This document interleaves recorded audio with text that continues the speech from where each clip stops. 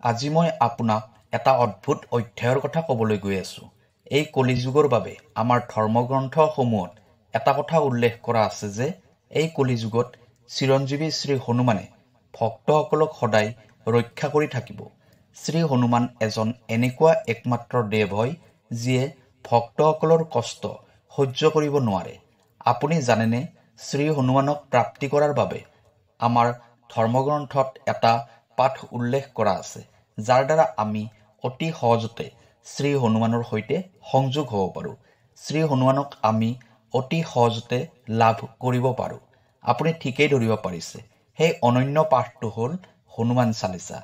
আজিৰ এই ভিডিঅ'টোত আপোনাক এনেকুৱা 4টা আচৰিত ধৰণৰ ঘটনাৰ বিষয়ে ক'ম, যিকেইটা ঘটনাৰ চাক্ষুষ প্ৰমাণ নিজে লাভ কৰিব পাৰিব যদি আপুনি নিয়মিত ৰূপত শ্ৰী হনুমান চালিচা পাঠ কৰে।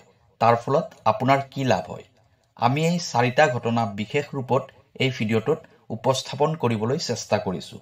যিকোনো এটা ঘটনা আধৰুৱাকৈ আপুনি নুশুনিব, কাৰণ প্ৰতিটো ঘটনাই আপোনাৰ জীৱনৰ সৈতে প্ৰত্যক্ষভাৱে জড়িত হৈ আছে। প্ৰিয় দৰ্শক, যদি আপোনাৰ ব্যক্তিগতভাৱে কিবা সমস্যা হৈ আছে, আপোনাৰ চাকৰি, ব্যৱসায়, বিবাহ তথা পঢ়া শুনাক লৈ কিবা সমস্যা হৈ আছে, তেনেহ'লে ভিডিঅ'ৰ স্ক্ৰীণত দিয়া নম্বৰত আমাক ফোন কৰিব। আমি আপোনাৰ সমস্যাসমূহ সমাধান কৰিবলৈ চেষ্টা কৰিম। ভিডিঅ'টো শ্বেয়াৰ কৰি দিব আৰু কমেণ্টত লিখিব জয় বজৰংবলী, জয় শ্ৰীৰাম। এতিয়া হওক ভিডিঅ'ৰ পৰৱৰ্তী অংশলৈ যাওঁ। যদি কোনোবা অন্যান্য ভক্তই নিয়মিত ৰূপত প্ৰতিদিনে হনুমান চালিচাৰ পাঠ কৰে, তেতিয়া তেওঁৰ জীৱনত এনেকুৱা ধৰণৰ কিছুমান চমৎকাৰিক আৰু ৰহস্যময় ঘটনা ঘটিব, যিবোৰ ঘটনাৰ কথা তেওঁ কেতিয়াও কল্পনাই কৰা নাছিল। এতিয়া কথা পাতিম প্ৰথম ঘটনাটোৰ বিষয়ে, যিটো ঘটনা আপুনি নিয়মিত ৰূপত হনুমান চালিচা পাঠ কৰিলে আপোনাৰ সৈতে ঘটিব। যিবোৰ ভক্তই সম্পূৰ্ণ শ্ৰদ্ধা ভক্তিৰে মন প্ৰাণ ঢালি হনুমান চালিচা পাঠ কৰিব, তেতিয়া সেই ভক্তই কিছু সময়ৰ পিছতে ভগৱান হনুমানৰ উপস্থিতি তেওঁৰ ওচৰত অনুভৱ কৰিব পাৰিব। এই কথাটো বহুত ৰহস্যময় হয়, আৰু এই ৰহস্যময় ঘটনাটো সেইজন ভক্ত তথা সাধকে অনুভৱ কৰিব যিয়ে হনুমান চালিচা নিয়মিত ৰূপত মন প্ৰাণ ঢালি পাঠ কৰিব, আৰু এই নিয়মটো তেওঁ প্ৰতিদিনে পালন কৰি আছে। আপোনাৰ লগত কি হ'ব? আপোনাৰ সৈতে এনেকুৱা কি ৰহস্যময় চমৎকাৰিক ঘটনা ঘটিব? সকলোতকৈ প্ৰথম ঘটনা এইটোৱেই হ'ব যে যদি আপুনি হনুমান চালিচা নিয়মিত ৰূপত পাঠ কৰে, ইয়াৰ বাবে কোনো নিৰ্দিষ্ট নিৰ্ধাৰিত সময় নাই। আপুনি যিকোনো সময়তে যিকোনো স্বৰূপত হনুমান চালিচাৰ পাঠ কৰিব পাৰে। মাত্ৰ এটা কথাত গুৰুত্ব দিব লাগিব যে আপুনি সম্পূৰ্ণ নিয়মবদ্ধ হৈ হনুমান চালিচা পাঠ কৰিব। হনুমান চালিচা পাঠ কৰাৰ সময়ত চাফ চিকুণ হৈ থাকিব লাগিব, অৰ্থাৎ স্নান কৰি শুদ্ধ বস্ত্ৰ পৰিধান কৰি হনুমান চালিচা পাঠ কৰিব লাগিব। আপুনি এনেকুৱা এটা ঠাই বাছনি কৰিব য'ত পৰিৱেশটো সম্পূৰ্ণ শান্ত হৈ থাকে, যাতে আপুনি একো ক্ষেত্ৰতে বাধা নাপায়। যদি আপুনি নিয়মিত ৰূপত শ্ৰী হনুমান চালিচাৰ পাঠ কৰি আছে, সকলোতকৈ প্ৰথম অনুভূতি এইটোৱে হ'ব যে ভগৱান হনুমানে আপোনাক নিজে আভাস দিব যে তেওঁ আপোনাৰ ওচৰতে আছে। অৰ্থাৎ সেই সময়ত ভগৱান হনুমান আপোনাৰ একেবাৰে ওচৰত থকা যেন লাগিব। এই পাঠটো ইমানেই অনন্য হয় যে যদি আপুনি প্ৰতিদিনে এনেকৈ পাঠ কৰে, তেতিয়া আপুনি ভগৱান হনুমানৰ কৃপাদৃষ্টিও লাভ কৰিব সদায়।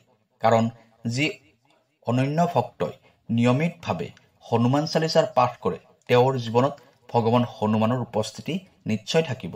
ইয়াৰ লগতে ভগৱান শ্ৰীৰামৰ কৃপাও এনেকুৱা ভক্তই সদায় লাভ কৰি থাকিব।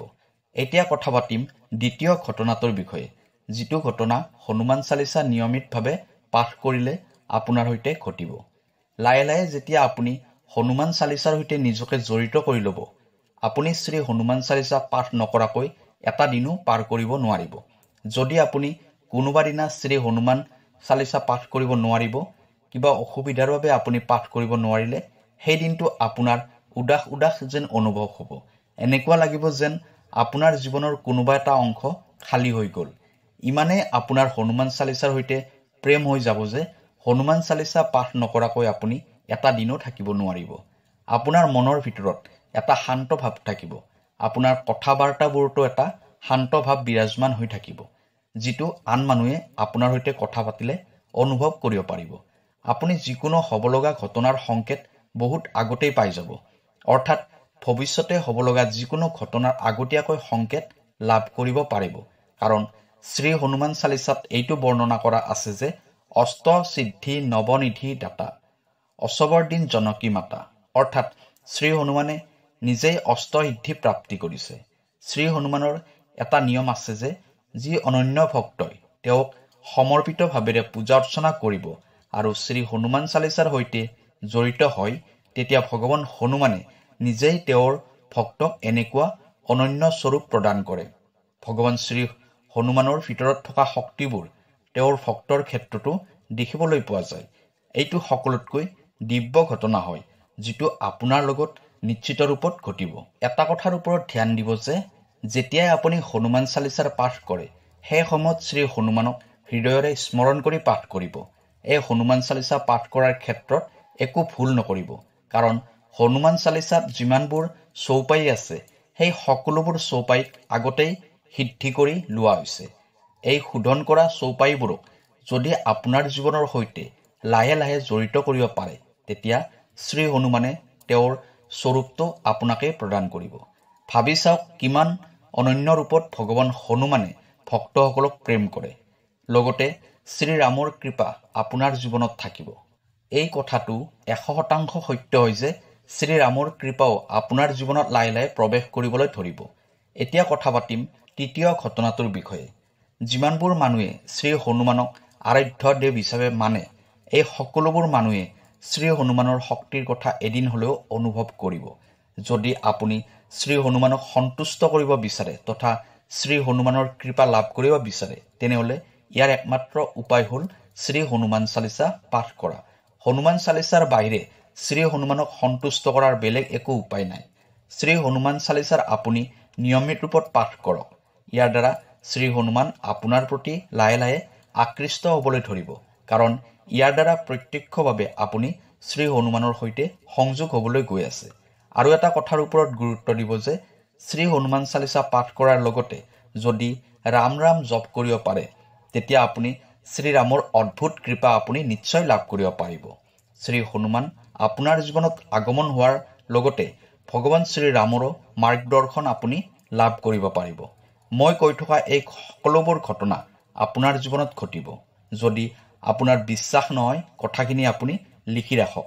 যদি এই স্বৰূপত আপোনাৰ জীৱনটো আগুৱাই লৈ যায়, তেতিয়া নিশ্চিতভাৱে আপোনাৰ জীৱন ধন্য হৈ যাব। এতিয়া কথা পাতিম 4 নম্বৰ ঘটনাটোৰ বিষয়ে। 4 নম্বৰ ঘটনাটো শ্ৰী হনুমান চালিচা পাঠ কৰা ভক্তৰ জীৱনত ঘটিত হয়। লাহে লাহে যেতিয়া আপুনি শ্ৰী হনুমান চালিচা পাঠ কৰি জীৱনটো আগবঢ়াই লৈ গৈ থাকে, তেতিয়া আপোনাৰ লাহে লাহে আধ্যাত্মিকতাৰ প্ৰতি ৰুচি বাঢ়িব। আপোনাৰ এনেকুৱা অনুভৱ হ'ব যেন জীৱনৰ সকলোবোৰ মহত্ব আধ্যাত্মিকতাতে আছে। আপুনি এই আধ্যাত্মিক যাত্ৰা নিজকে লাভ কৰিব, অৰ্থাৎ লাহে লাহে আপুনি ইমানেই সাত্বিক হৈ যাব যে, ইমানেই আধ্যাত্মিক হৈ যাব যে আপোনাৰ সকলোবোৰ কাৰ্যই সিদ্ধি হ'বলৈ ধৰিব। আপুনি সকলো কামতে 100% সফল হ'ব পাৰিব। আপুনি নিজেই ভাবক, শ্ৰী হনুমানৰ আশীৰ্বাদ আপোনাৰ লগত থাকিব, শ্ৰীৰামৰ আশীৰ্বাদ আপোনাৰ লগত থাকিব। এই সকলোবোৰৰ আশীৰ্বাদ যেতিয়া আপোনাৰ লগত থাকিব, আপোনাৰ জীৱনত চমৎকাৰ কেনেকৈ নহ'ব কওক। যাৰ মূৰৰ ওপৰত শ্ৰী হনুমান শ্ৰীৰামৰ হাত থাকিব, তেওঁৰ জীৱনত অসম্ভৱ বুলি কি কথা থাকিব পাৰে? এনেকুৱা ভক্তক কোনে হৰুৱাব পাৰে? এনেকুৱা ব্যক্তিক কোনেও ভুল পথেৰে নিব নোৱাৰিব, কোনেও একো ক্ষতি কৰিব নোৱাৰিব। সেইবাবে আপুনি জীৱনৰ সকলো ক্ষেত্ৰতে কেৱল সফলতা দেখিবলৈ পাব। আপোনাৰ সৈতে জড়িত হৈ থকা ব্যক্তিসকলেও সফলতা লাভ কৰিবলৈ সক্ষম হ'ব, আৰু আপোনাৰ উপদেশ মানি চলা ব্যক্তিবোৰেও সফলতা পাব। অৰ্থাৎ আপোনাৰ জীৱনটো সাৰ্থক হৈ যাব। এই 4টা ঘটনা আপোনাৰ জীৱনত নিশ্চিত ৰূপত ঘটিত হ'ব। আপুনি লিখি ৰাখিব পাৰে। ইয়াৰ ভিতৰত সকলোতকৈ চমৎকাৰী ঘটনাটো হ'ল, যিটো ঘটনাই আপোনাক আচৰিত কৰি তুলিব। সেই ঘটনাটো হ'ল শ্ৰী হনুমানে আপোনাৰ হাতত ধৰি আপোনাক আগুৱাই লৈ যাব। আৰু যাৰ ওচৰত শ্ৰী হনুমান বিৰাজমান হৈ থাকিব, তেনেকুৱা ভক্তই জীৱনৰ যিকোনো ক্ষেত্ৰতে একো চিন্তা কৰাৰ প্ৰয়োজন নাই। যেতিয়া শ্ৰী হনুমানৰ মাৰ্গদৰ্শন আৰু আশীৰ্বাদ আপোনাৰ লগত থাকিব, তেতিয়া আপোনাৰ দ্বাৰাই আন ব্যক্তিৰো কল্যাণ সাধন হ'ব। এনেকুৱা ব্যক্তিয়ে জীৱনত কেতিয়াও হাৰি নাযায়। যিবোৰ ব্যক্তিয়ে আপোনাৰ সংগত থাকিব, সকলোৰে কল্যাণ হ'ব। ভাবি চাওক, ইমান শক্তি আছে হনুমান চালিচাৰ। সেয়েহে নিজৰ জীৱনটো সাৰ্থক কৰি তোলক আৰু শ্ৰী হনুমান চালিচা জীৱনৰ মুখ্য ভাগ বনাই দিয়ক। প্ৰিয় দৰ্শক, ভিডিঅ'টো যদি ভাল লাগিছে আপোনাৰ চিনাকি সকলোকে ভিডিঅ'টো শ্বেয়াৰ কৰি দিব, যাতে সকলোৱে শ্ৰী হনুমান চালিচাৰ লাভ প্ৰাপ্তি কৰিব পাৰে। আজিৰ বাবে ইমানেই। কাইলৈ আকৌ লগ পাম অন্য এটা ভিডিঅ'ত। ধন্যবাদ।